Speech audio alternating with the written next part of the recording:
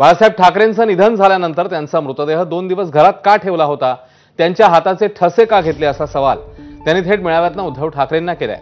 कदमांच्या आरोपांमुळे एकच खळबळ उडाली आहे। ठाकरेंच्या शिवसेनेच्या नेत्यांनी कदमांचा तिखट भाषेत समाचार घेतला।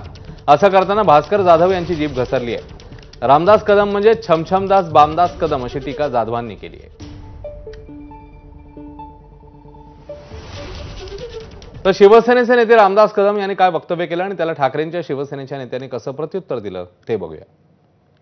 शिवसेना प्रमुखांचं निधन कधी झालं आणि त्यांची बॉडी किती दिवस मातोश्रीमध्ये ठेवली होती कडा माहिती। जबाबदारीने बोलतोय।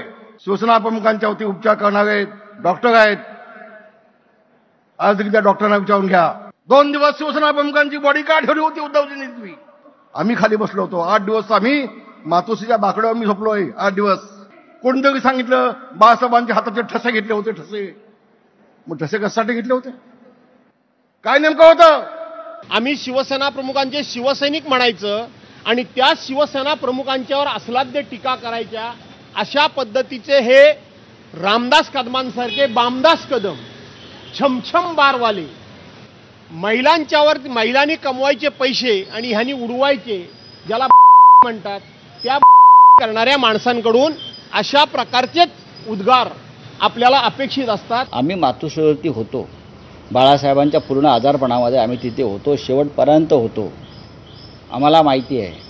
आता ह्यांच्या तोंडामध्ये कोणी जर शेण कोंबला असेल भीतीपोटी आणि ते आता उगाळत असेल, ते तुम्ही काय करणार?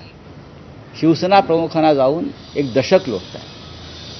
शिवसेना प्रमुखांना 100 वर्ष आता होत आहेत आणि अशा प्रकारची वक्तव्य करणं हा, ज्या शिवसेनेनं तुम्हाला आम्हाला मोठं केलं, मी म्हणत नाही तुम्हाला आम्हाला मोठं केलं, ज्या बाळासाहेब ठाकरेंनी, त्यांच्याशी बेमाने अशा प्रकारचं वक्तव्य करणं।